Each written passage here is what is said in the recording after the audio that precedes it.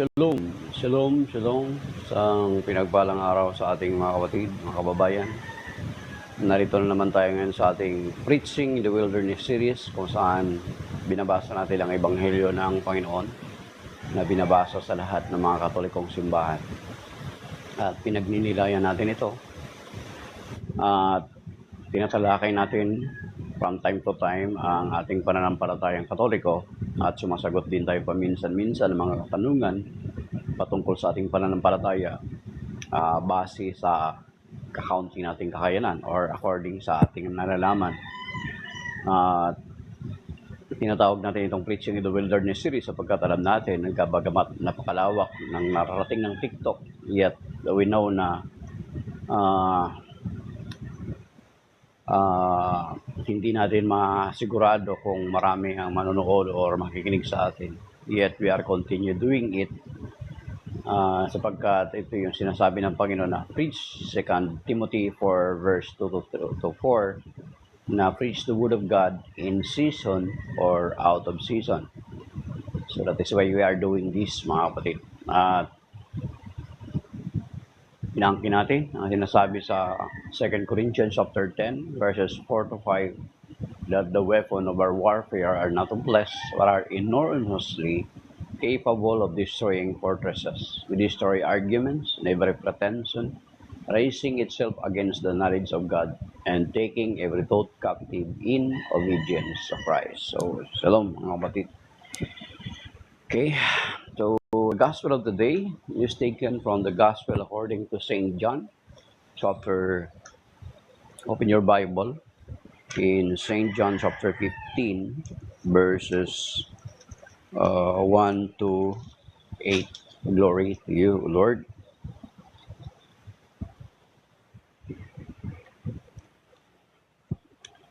I am the vine, and my Father is the vine grower. He takes away every branch in me that does not bear fruit, and everyone that does, he prunes, so that it bears more fruit. You are already pruned because of the word that I spoke to you. Remain in me as I remain in you. Just a branch cannot bear fruit on its own unless it remains on the vine. So neither can you unless you remain in me. I am the vine, you are the branches. Whoever remains in me and I in him will bear much fruit, because without me you can do nothing. Anyone who does not remain in me will be thrown out like a branch and wither. People will gather them and throw them into a fire, and they will be burned. If you remain in me, and my words remain in you, ask for whatever you want, and it will be done for you. By this is my Father glorified, that you bear much fruit and becomes my disciples. The Gospel of the Lord. Praise to you, Lord Jesus Christ. Yan. Okay, kape. Sabi nga ni Brother Romy, kape. Kausapin ng Panginoon everyday. So yun. Okay. So yun po mga kapatid, ang Ebanghelyo ngayon na hinango sa John chapter 15 verses 1 to 8, kung saan sinasabi ng Panginoon na siya yung vine. Nilalarawan ng Panginoon that He is the vine and we are the branches. So, kung vine grower or magsasaka ang makikinig, madaling maintindihan ng mga nakikinig kung anong ibig sabihin ng Panginoon. At makikita natin yung word na pruning, prune. At saka yung removing yung mga unnecessary na dahon. So, sa vine, sa pagpapatubo ng vine, ay although sa atin, may mga local growers na rin tayo ng mga vine, mga kapatid, di ba? Meron na tayong mga local growers of vine. or grapes, mga kapatid. May mga local growers na rin tayo. So, ang ginagawa ng mga local growers, ang ginagawa ng mga local growers is uh, kapag lumalago na yung grapes or vine, yung mga unnecessary na mga sanga or dahon, yung tinatawag na pinuputulan yun, pinuprune, mga kapatid. Sidon. Basahin John 15 verse 1 to 8. Okay. So, pinuputol yung mga unnecessary na mga sanga para hindi magiging masyadong crowded yung mga sanga. Kasi magsusuppression doon sa mga sanga na mga sanga na maka magbibigay ng bunga. So pinoprone 'yon. And then ang sinabi pa ng Panginoon sa verse 8 na sabi niya, apart from me, you can do nothing. Yan, mga kapatid. Apart from me, you can do nothing. Wala kayong magagawa kung wala ka, kung hiwalay kayo sa akin. Na kung ang sanga, sabi niya, kapag hiwalay sa kanya, is ang sinabi, balang araw, titipunin at itatapon sa apoy.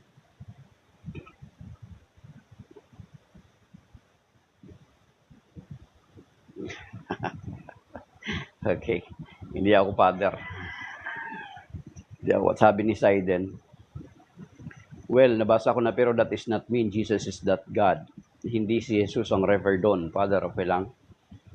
Okay. Basahin mo ulit. John 15, 1 to 8. Okay.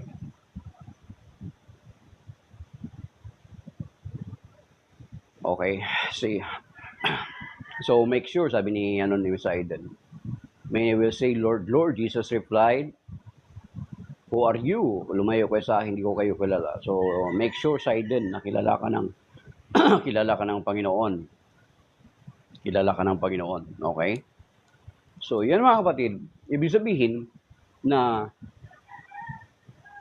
if we wanted na lumago sa ating pananampalataya bilang mga Kristiyano at mamunga bilang mga Kristiyano is make sure na nakaugnay tayo sa ating Panginoong Kristo. Diba? Ang bigat nun, sinasabi niya, apart from me, you can do nothing. At kapag hiwalay tayo sa Kanya, tayo ay mamamatay.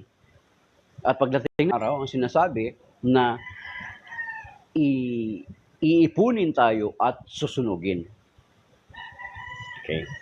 Iipunin tayo at susunugin, mga kapatid. So, ibig sabihin,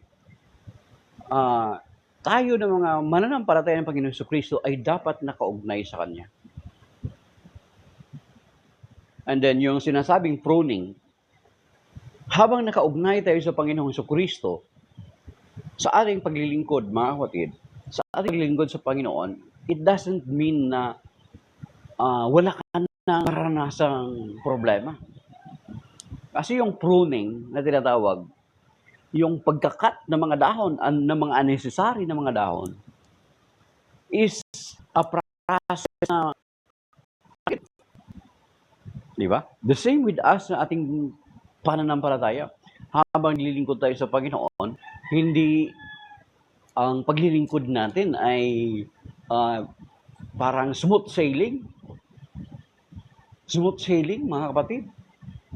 Hindi smooth sailing. Talagang dadaan tayo sa mga pagsubok. Kaya nga, pinoproning. Kinakat yung mga unnecessary na mga kinakat yung mga unnecessary. Lang. Iyan mo natin si Sidon. I-mute muna natin siya kasi parang layo naman ang sinasabi niya.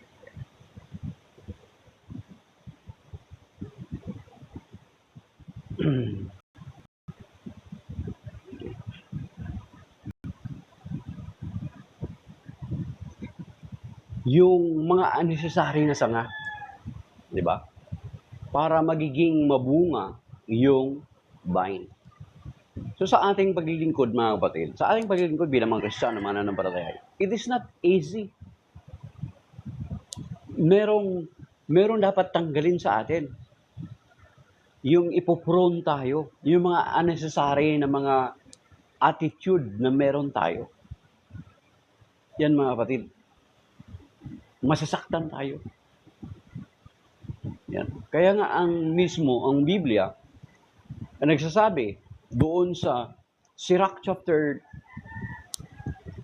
2, mga kapatid, tingnan natin kung sa Sirach, okay? Nakakalimutan natin mga kapatid. Okay? So, dapat handa tayo doon mga kapatid. Hindi ko naglilingkod na ako sa Panginoon. Okay? Okay na, wala nang pagsubok na dumarating. No. Nakalagay dito sa Sirach chapter 2, mga kapatid. Dito sa Tagalog, basahin na sa Tagalog. Sirach chapter 2 or sa English, Ecclesiastic or Sirach sa English, Ecclesiastico sa Tagalog. Ang English naman, yung Ecclesiastes naman sa English, yan naman yung mga ngaral. So, do not be confused, mga kapatid, Okay. Sabi dito sa Ecclesiastico, sa chapter 2, mga kapatid, verse 1 to the following verses. Sabi niya, anak ko, kung nais mong maglingkod sa Panginoon, humanda ka sa mga pagsubok. Maging tapat ka at magpakatatag. Huwag kang masasiraan ng loob sa panahon ng kasawian. Manalig ka sa Panginoon at huwag kang lalayo sa Kanya kung nais mong tumiwasay habang nabubuhay. Okay. Tanggapin ang anumang ipagkaloob niya sa iyo, tiisin mo ang kadustaan kahit ano ang mangyari. Then, ang karugtong sa verse 5, kung ang ginto ay dinadalisay sa apoy, ang banal ay sinusubok ng Panginoon sa apoy ng pagtitiis. Verse 6, magtiwala ka at tutulungan Kanya, maging tapat ka sa Kanya at makakaasa ka. As you see, manatili despite of mga pagsubok na dumarating, dapat andun yung pananatili natin, mga kapatid. So, hindi totoo yun na tanggapin mo lang ang Panginoong Jesucristo sa buhay mo, okay na, magiging smooth na ang lahat. No. Kaya nga dito sinasabi sa atin, pinaghahanda tayo. Especially kung dati kang taong masama at nagpakabuti ka, there is so much struggle, mga kapatid. Kasi, ang demonyo, kailanman hindi matutuwa na manatili ka or makipag-isa ka sa Panginoon. Never matutuwa. Because there are two kingdoms na sinasabi, di ba mga kapatid? We are transferred by the Lord from the kingdom of darkness to the kingdom of light. So sa panahon ng transition natin from life of darkness natin, papunta tayo sa Panginoon Kristo, which is the light, the king sa kingdom of light, kasi siya yung light of the world, di ba? John chapter 8 verse 12. Kailanman hindi matutuwa ang diablo. That is why there is so much struggle, mga kapatid, na as much as the devil can bring you back to his kingdom. That is why ito yung sinasabi sa Ecclesiastico chapter 3 na maging handa tayo sa mga pagsubok. Manatili daw tayo sa Kanya. At yun yung sinasabi ng Ebanghelyo ngayon na manatili tayo sa Panginoon. Kasi yun yung tinatawag na pruning process. Diba? Ikakat yung mga unnecessary na mga dahon. Aalisin ng Panginoon yung mga unnecessary sa ating mga buhay, mga kapatid. Di ba? Kaya nga yung mga nagsaserve sa Panginoon, sabi niya, bakit dati nung hindi ako nagsaserve sa Panginoon, wala namang ganito? Di ba? Sasabihin na naman ganun, yung mga nagsaserve, sabi niya, dati wala naman akong ganito, bakit ngayon naranasan ko yung mga ganitong mga bagay? So yun ang tawag, mga kapatid, na sinasabi na manatili tayo sa Panginoon para magkaroon tayo ng bunga. Diba? If we wanted to be to have a fruitful life as a believer of the Lord Jesus Christ, ay kinakailangan nating manatili sa Kanya. At kinakailangan din natin na i-prone tayo ng Panginoon. Tanggalin yung mga unnecessary na dahon sa atin, mga unnecessary na sanga sa atin. Yung process of pruning. Kaya nga, di ba, binanggit din dito sa Sirach na katulad ng ginto na dinadalisay at dinadarang sa apoy. Ganon din tayo, mga kapatid. Pero ang sabi ng Panginoon, manatili tayo sa Kanya. Okay? So, and then, yung hiwalay sa Kanya, anong sinasabi? Anong sinasabi doon sa Ebanghelyo ngayon sa John chapter 15 verse 1 to 8? Yung hiwalay sa Kanya, yung mga sawangang hiwalay sa Kanya, ay iipunin at itatapon sa apoy. Okay? So, ano ang gusto natin? Manatili tayo sa Panginoon, tayo mamumunga, or hiwalay tayo sa Kanya na balang araw, susunugin tayo at idadarang sa apoy. Tayo yung pipili, mga kapatid. Tayo yung pipili. Ayan. Minute, Kuya Marjon, Saiden, mas wala kayong alam. Si Saiden. Si Saiden, minute ko muna si Saiden, Kuya Marjon. Okay? Okay. So yun mga kapatid, pananatili sa Panginoong Jesucristo. Paano natin, okay, paano tayo makapanatili sa Panginoon? Di ba? Paano tayo makipag-isa sa Panginoon? Di ba? John 15:8, apart from me, you can do nothing. So dapat, makikipag-isa tayo sa Panginoon. Manatili tayo sa Panginoon. At yun sinasabi sa 2 Corinthians chapter 5, verse 17, na ang sino mang nakipag-isa sa Panginoon ay isa ng bagong nilalang. Wala na ang dating pagkatao sapagkat siya ay bago na. So makipag-isa tayo sa Panginoon, manatili tayo sa Kanya. Sa panahon natin ngayon na wala na ang Panginoon, paano ba tayo makipag-isa sa Kanya? Okay? Paano natin maipakita na nakikipag-isa tayo sa Panginoon? Of course, hindi mawala na dapat makipag-isa tayo sa simbahan, sa Kanyang iglesia, na Kanyang itinatag. Kasi, dun sa Ephesians chapter 5, at saka sa Colossians chapter 1, ang Panginoon ang ulo ng iglesia, at ang iglesia ay ang Kanyang katawan. At ang iglesia na ito, mga kapatid, ito, isingit na rin natin kasi si Saiden, most possibly, isa siyang member ng Inc. 1914. Ang iglesia na ito ay nag-exist simula noong unang siglo hanggang sa kasalukuyan. Okay? So, diyan natin may papakita yung pakikipag-isa natin sa Panginoon. Hindi pwede na makipag-isa ka lang sa Panginoon pero hiwalay ka sa Kanyang iglesia. That is not incomplete yun. Incomplete. Kaya nga, may sinasabi ang Panginoon sa Luke chapter 10 verse 16. Ang nakikinig sa inyo is talking to the disciples. And the disciples are the head of the early church. And our bishops and priests are their successors, whether they like it or not. We have the unbroken succession. We have the unbroken link connected sa mga apostol. Tayo lang yun, mga kapatid. Okay? So, ang ating pakipag-isa sa Panginoong Jesucristo, hindi pwede na nakikipag-isa ka sa Panginoon, pero hindi ka nakikipag-isa sa Kanyang iglesia, sa Kanyang katawan. We must. Because, ang sabi ng Panginoon sa John chapter 10 verse 16, magiging isa ang kawan at isa ang pastol.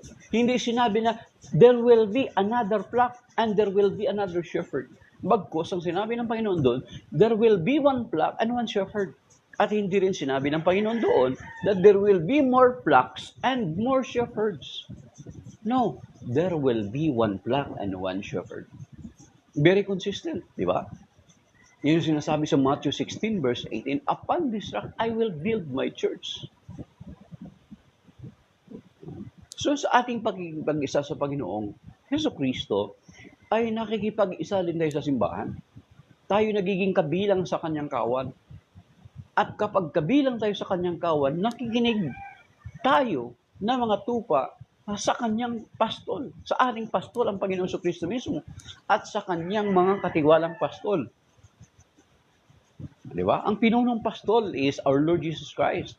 But before He ascended into heaven, He appointed or pinagtibay niya ang pagtatalaga niya kay San Pedro. At makikita natin yan sa John chapter 21, verses 15 to 19. Na bago siya umakyat sa langit, pinagtibay niya si San Pedro na magiging tagapangalaga ng kanyang kawan. So therefore, sa ating pagkipag-isa sa Panginoon Kristo, we are also uniting ourselves with the church or to the church. Yan, sinisingit na natin ito mga kapatid kasi itong, alam nyo, ako kasi, di ba, ako dati, nung medyo bata-bata pa ako sa, yung, medyo bata-bata pa, magpipray ako. Talagang yung content ng prayer ko, conversion of sinners, ganon. Pero later on, kulang, na ganon lang. Dinagdag ko sa prayer ko, yung unity of the body of Christ. Kasi bakit? Yan mismo din ang panalangin ng Panginoong Jesucristo. Yan yung panalangin ng Panginoong Jesucristo. That they may be one. Maging isa nawa sila, Panginoon. Diba? Yan yung panalangin niya. Hindi kalooban ng Panginoon na how many thousands upon thousands of denomination na meron tayo ngayon. Di ba? Oh. Kaya nga doon sa Matthew 12:30, alam niyo ba nakalagay doon? Sabi niya, ang hindi panig sa inyo ay laban sa inyo. At ang hindi tumutulong mag-ipon ay nagkakalat. Kaya hindi talaga kalooban ng Panginoon na sa dami-dami ng sekta ngayon. Just sa Facebook ko yan, may Sweeney Bonilla Ibe. Sa Facebook, Sweeney, sabi niya. Yung isang founder ng sekta, nagpapakilala na siya daw ang Holy Spirit. Hindi bago yun, di ba? Meron sa atin dito sa Pilipinas lang, locally. May nagpapakilala appointed son. May nagpakilala na sugo na anghel. May nagpapakilala na apostol. May nagpapakilala na propeta.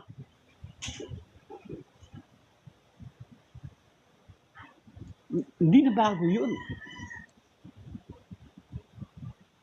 Ang tanong, sila ba ay sinugo ng Panginoon? No. Merong nga joke si Hamskirey.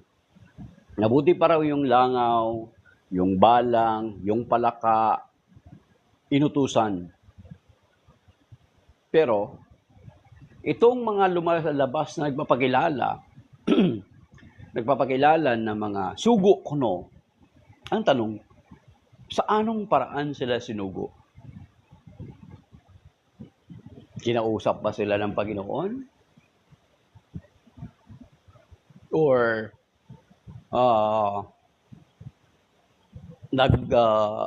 umakyat ba sila sa langit? Kung titingnan natin mga kapatid, no. Kalimitan po sa kanila ay magbabasa na ng Bible verses at i-claim yun. Okay? Napakadali mag-claim, mga kapatid. Napakadali mag-claim.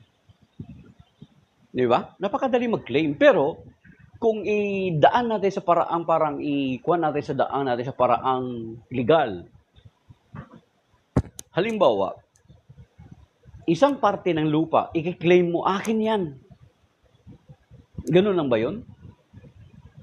Tatanggapin na lang ba yun na Sa'yo pala to? Ikaw pala to? Okay. Hindi ba? Hindi. Of course. Tatanungin, ano yung proof mo? Ano yung proof mo? Ano yung pruweba mo na ikaw, na iyan, at ikaw ang sinasabing yan? Ano ang proof mo? Di ba, kapatid? Yan. Napakadali mag-claim na sugo sila ng Panginoon, pero ang tanong, ano yung kanilang katibayan?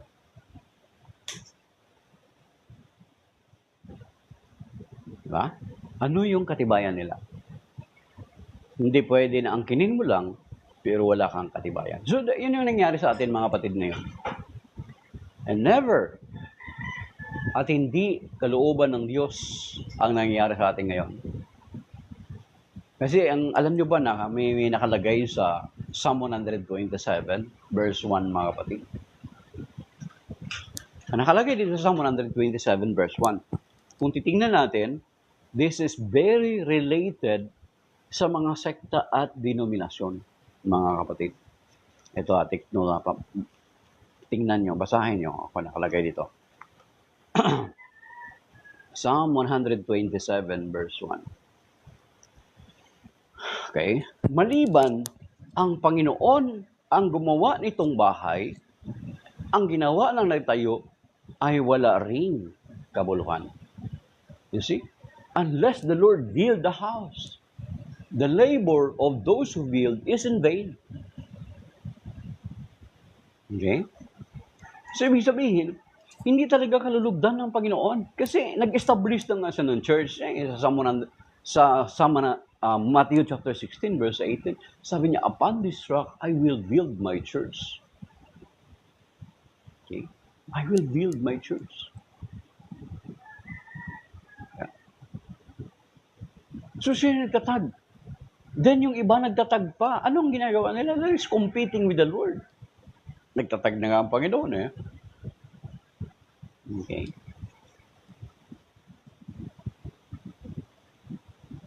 And then, pagdating doon sa John 17, nagpray ang Panginoon na magkaisa ang kanyang mga mananampalataya.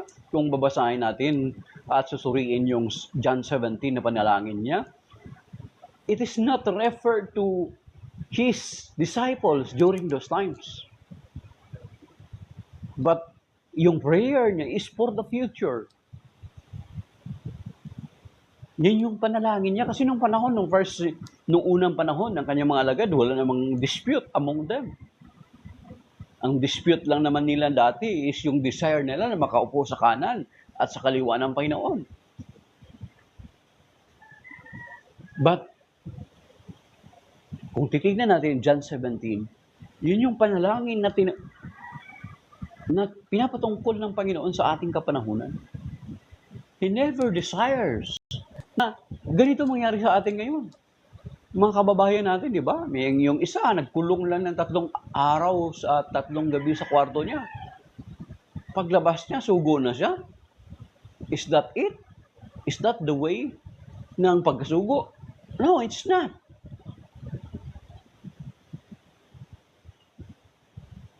Ang pagsusugo ay dapat magmumula sa hanay ng mga isinugo. Alam naman natin, doon sa Matthew 28, verse 19 to 20.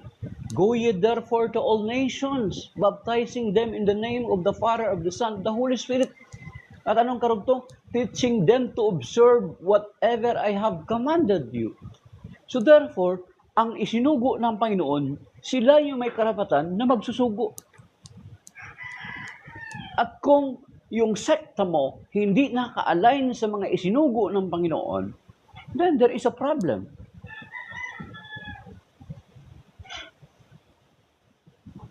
Mga kapatid. Kaya hindi talaga kalooban ng Panginoon itong nangyari sa atin ngayon. And then, yun nga, binanggit na natin kanina, yung sinasabi sa John chapter 10, verse 16. Ang sabi ng Panginoon, there will be one flock and one shepherd. Hindi sinabi na, there will be another flock and another shepherd. Or there will be more flocks and more shepherds. Kung sinabi ng Panginoon doon sa John chapter 10, verse 16, there will be more flocks and more shepherds, Hindi na tayo magsasalita ng patungkol sa ganito. Manahimik na lang tayo, okay na sa atin. Okay lang. Iba-ibang sekta, iba-ibang denominasyon. Okay lang. Kasi sinabi ng Panginoon sa John 10:16 there will be more flocks and more shepherds. There will be another flocks and another shepherd. Hindi tayo magko-question. Pero ang sabi ng Panginoon doon, mga kapatid, I have other sheep that is not yet in this fold that I need to take care for them also, so that there will be one flock and one shepherd. Yun yung gusto ng Panginoon. At alam nyo ba, sa Galatians chapter 5, verses 19 to 20, of course, meron sinasabi dyan sa Galatians chapter 5, verse 19 to 20, na actually, memorize to ng mga separated brethren natin, mga kapatid natin sa ibang sekta, mga born again. Memorize nila ito, mga kapatid. Pero meron dito, sa part nito, na hindi nila binibigyang pansin. At ano yun? Okay? At ito sana makita din natin, hindi lang yung ibang mga sinasabi ng Panginoon. Of course, ginagamit na nga nito ng ibang sekta para sa atin. Kasi nakikita daw nila ito sa atin. Ito sabi, verse 19, hindi maikakaila ang gawa ng laman, pangangalunya, karimari-marim na pamumuhay, kahalayan, pagsamba sa Diyos-Diyosan, pangkukulam, pagkapuot, pagkagalit, paninibugho, kasakiman. Memorize nila yon. Ito pa. Pero hindi nila binibigyan ng pansin itong kasunod. Pagkabahabahagi at pagkakampi-kampi. Neglected ito ng mga separated brethren natin. Basta itong ibang part lang na ito, memorize nila kasi ito yung pinapang-atake nila sa atin. Pero hindi nila pinapansin ito yung pagkakampi-kampi at pagkababahagi. Na balang araw, on the judgment day, akala nila, itong mga binabanggit dito ay para sa atin, sa mga Katoliko, sa ating mga Katoliko. But, hindi nila napapansin at hindi nababaliwala nila yung sinabi ng Panginoon, yung pagkakampi-kampi at pagkabahabahagi. Diba? Neglected yun. And even us, kung minsan hindi natin napapansin. Na pagdating ng araw, mga kapatid, mananago tayo. Because God doesn't will na ganito mangyari sa anin. Ganito mangyari na, makabasa lang ng Bible, nagtayo na ng sariling sekta, nagpa-registered na sa Securities and Exchange Commission doon sa Makati. Ang SEC office pala is nasa Makati, along Makati Avenue, corner Paseo. Yon, malapit doon mga kapatid. Hindi ganun, mga kapatid. Hindi ito kinalulugdan ng Panginoon. Kasi yun nga, yung bilanggit na rin natin sa 127 version. So therefore, yun yung sinasabi natin mga kapatid, na the Lord established a church, not churches. Very clear yan, Matthew 16 verse 18.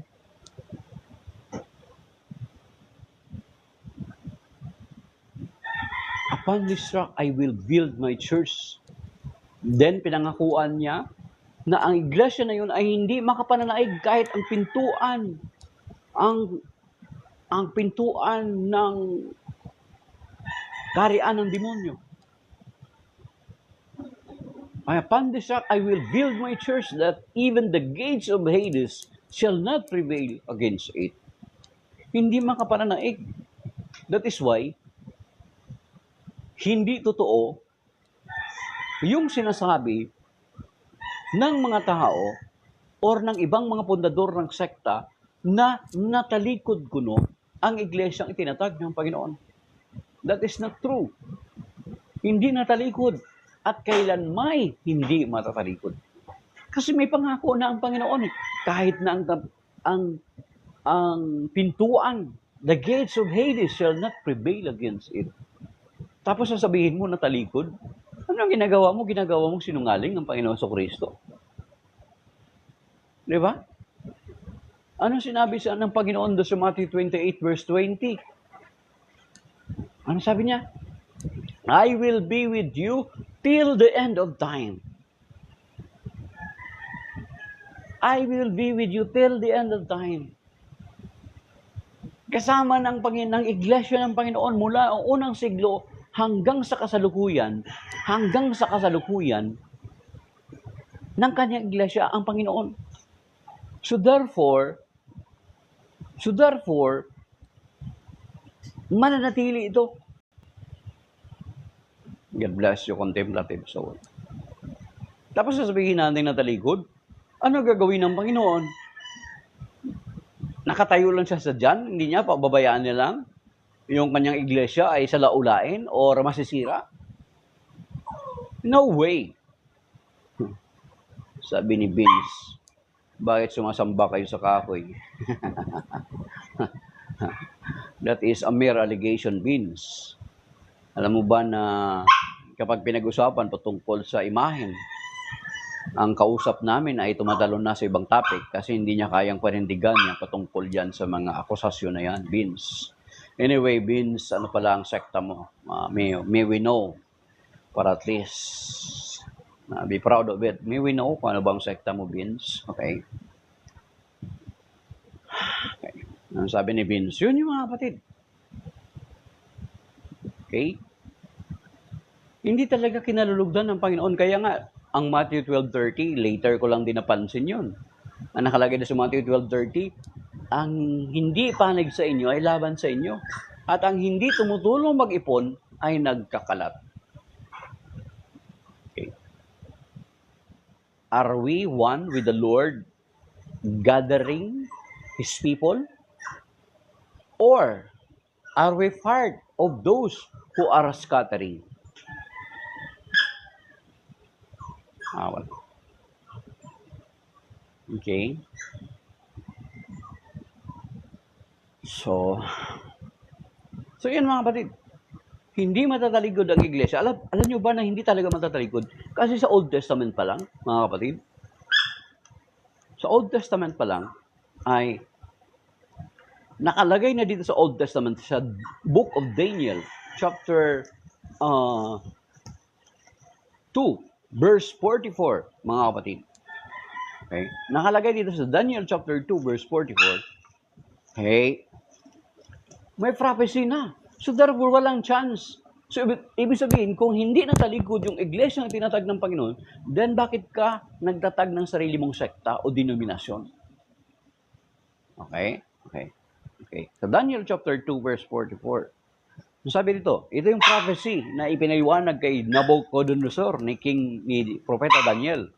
Sabi niya, sa panahon ng mga haring yaon, ang Diyos ay magtitindig ng isang kaharian, hindi mababagsak kailanman, ni masasakop, ninuman, dudurugin ito at ganap na wasakin ang iba pang kaharian.